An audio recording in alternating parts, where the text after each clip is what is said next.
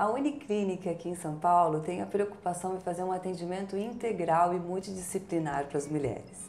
E a gente vai conversar hoje com a nutricionista Letícia Farinelli e ela vai dar algumas dicas para melhorar a sua qualidade de vida. Tudo bom, doutora? Tudo bem, e você? Obrigada por receber a gente aqui da Academia PPK. Doutora, vamos conversar sobre alguns alimentos que podem ajudar e prevenir as cólicas menstruais. As cólicas menstruais é um processo inflamatório do nosso organismo. Então, no geral, uma alimentação anti-inflamatória vai ajudar muito nesse período. Então, a gente buscar sempre basear a nossa alimentação em alimentos de verdade. São os alimentos que a gente encontra nas feiras, nos açougues, nas peixarias. Deixar a nossa alimentação rica em proteínas de boa qualidade, de fibras, isso tudo vai ajudar a gente aliviar esse processo para o nosso organismo e aliviar assim as dores das cólicas, que são tão chatinhas aí. Então, produtos industrializados não são indicados? Não são. Os produtos industrializados, no geral, eles contêm muitos ingredientes que não são legais aí para a nossa saúde como um todo. Muitos açúcares, muitas gorduras saturadas, então é melhor a gente evitar. Ou buscar os melhores produtos dentro desses industrializados. Então, sempre ler a lista de ingredientes, buscar as que têm menores listas de ingredientes e os produtos com nomes mais conhecidos dentro delas. Então, quando tem muitos nomes ali que a gente não conhece, que não costuma ter na cozinha da nossa casa, é porque ele está mais processado, então não é legal para a nossa alimentação habitual. E o famoso chocolate que toda mulher gosta quando está na TPM? Qual é o melhor tipo de chocolate para se consumir? É muito comum o chocolate, tá ali presente, dá vontade, é natural e até fisiológico essa vontade. E é legal a gente procurar sempre os mais amargos. Eles até são interessantes porque eles são uma fonte de triptofano, cacau, e pode ajudar realmente, dar esse benefício de bem-estar ali nesse momento. Então, quanto mais cacau possível, então a partir dos 70% é mais recomendado e menos quantidade de açúcar, Existem algumas frutas que são mais indicadas também? Para o triptofano, a gente pensa também, é bem legal a banana. Ela é muito legal porque ela tem essa quantidade e ajuda aí nesse bem-estar, que é um precursor da serotonina, o famoso hormônio do prazer. A gente também pode pensar no cacau, tem outros ingredientes como a aveia, que é interessante, o grão de bico. Então é legal a gente inserir esses alimentos aí na nossa rotina. A gente está falando das cólicas menstruais e que normalmente muitas mulheres têm muitos incômodos. Quais são os alimentos que devem ser evitados nesse período? Bom, então os alimentos que inflamam o nosso organismo. A gente já falou dos industrializados, não é legal a gente abusar deles nesse momento. A cafeína também em excesso, ela pode ser muito estimulante, pode agravar um pouco esses sintomas. E também pensar no consumo de álcool, também em excesso ele pode agravar, Ele tem vários fatores que atrapalham ali o nosso funcionamento do organismo e que não é interessante. O sal também em excesso, então a gente já costuma, normalmente nesse período menstrual, a gente tem um inchaço maior, o sal ele vai agravar ainda mais esse sintoma. Existe alguma receita que a doutora daria para a questão do inchaço, para a gente se sentir um pouco melhor, ou em suco, ou em algum alimento? Olha, eu poderia dar uma receita milagrosa aqui, falar de vários benefícios de várias frutas, enfim, mas acho que o básico é o que mais funciona, que é a água. Abusar da água nesse momento e assim como todos os outros. Então a gente peca muito às vezes no consumo de água e fica procurando aí outras receitas para aliviar, para desintoxicar e até para desinchar, mas a água é o que mais vai funcionar. Doutora Letícia, vamos falar da alimentação no pré-natal. Qual a importância de fazer alguns exames e analisar algumas necessidades de suplementação? Bom, na gestação a gente tem a demanda elevada de diversos nutrientes para a gente garantir esse bom desenvolvimento do bebê. Então é muito importante que a gente faça esses exames, é até muito interessante a gente começar a planejar nessa gravidez, então fazer esses exames antes mesmo de engravidar, pelo menos aí uns 3 meses antes, para a gente avaliar deficiências, para a gente saber também qual é o melhor suplemento, em quantidades adequadas, e do que você está precisando mais. Além de, claro, adequar essa alimentação para a gente também colocar fontes desses nutrientes presentes na alimentação.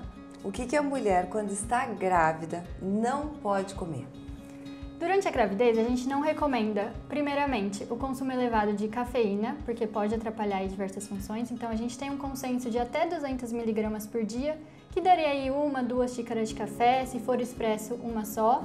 A gente também tem que lembrar, claro, que a cafeína ela não está presente só no café, então nos refrigerantes à base de cola, no chocolate, então toda essa cafeína do dia todo ela tem que ser contabilizada e também não bater meta, Se não tiver com vontade, se não sentir a necessidade do café, não precisa tomar, mas se tiver muita vontade, limitar esse consumo.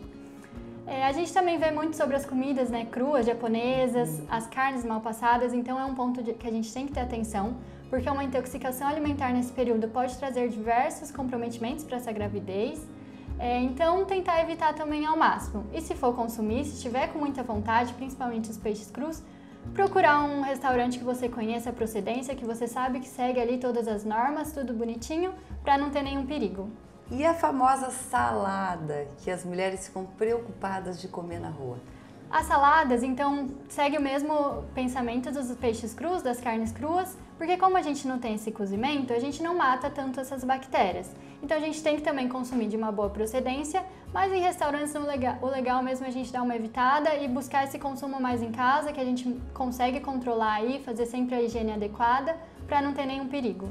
Quando a mulher está grávida e quer comer uma salada fora, o vinagre realmente ajuda a matar as bactérias? Não, infelizmente a higiene adequada ela é feita a partir da água sanitária ou do cloro, tem porcentagens ideais. Geralmente a gente recomenda 1 colher de sopa para cada 1 litro de água. Faz essa diluição e aí deixa ali de molho por 15 minutos esses produtos, as frutas, os vegetais e depois enxágua em água corrente, porque o vinagre ele não é capaz de matar. De quanto em quanto tempo a mulher grávida precisa comer? A gente não tem uma regra de horário, mas a gente tem que seguir os nossos sinais. Nosso corpo ele é muito inteligente, então ele vai dar mais fome mesmo, é comum essa fome aumentada na gravidez. Então a gente tem que seguir esse sinal de fome e se alimentar sempre que tem fome.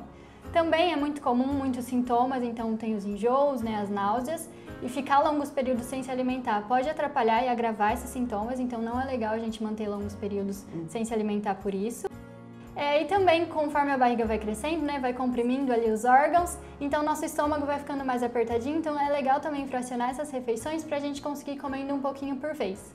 A mulher grávida precisa procurar nutricionista desde o começo da gestação ou somente quando ela nota que está engordando demais? Eu com certeza indico desde o começo, né? A gente consegue prever muitas dessas questões, é muito mais fácil a gente prevenir do que a gente remediar, de certa forma, depois. Então a gente consegue controlar melhor esse ganho de peso, controlar também a questão de suplementação, as refeições, aliviar diversos sintomas que estão relacionados, então as azias também, enjoos, náuseas, para todos eles a gente tem muitas estratégias nutricionais para ajudar. Então é muito interessante o acompanhamento nutricional nessa fase. Vamos falar de amamentação. Quais são os principais cuidados na rotina da mãe? Bom, com a amamentação, com a chegada do bebê, né, a rotina fica muito doida, muito corrida, são muitos afazeres e a mãe às vezes acaba se esquecendo dela. Então é muito importante que ela tenha essa rede de apoio também para ajudar ela a lembrar dessas refeições, que tenham refeições nutritivas para garantir uma boa produção do leite, manter a ingestão de água adequada também, que isso tudo vai ajudar. Existem alimentos que devem ser evitados quando está no período da amamentação? Evitados, acho que no geral uma alimentação nutritiva, né? Então evitar os industrializados no geral e todas essas questões, mas muito se pensa em relação às cólicas no bebê, né? Que alguns alimentos podem agravar, mas a gente não tem nenhum consenso de alimentos relacionados diretamente com cólica. A gente tem muita resposta individual, então a mãe ela tem que avaliar se ingeriu alguma coisa e agravou as cólicas dos bebês, que geralmente são fisiológicas, né? Por um processo natural do desenvolvimento do intestino deles. Aí ela evita esse alimento em específico. Mas no geral a gente não tem nenhum alimento contraindicado, a não ser o álcool, que aí pode passar para o bebê e remédios no geral, né? Mas de alimentos a gente não tem nenhum. Quando existe a necessidade de suplementação da mãe no período da amamentação? Bom, geralmente em todos os casos a gente mantém a suplementação, que é do 3º trimestre, para a amamentação também, porque essas demandas elas ainda estão aumentadas pela questão da produção do leite materno.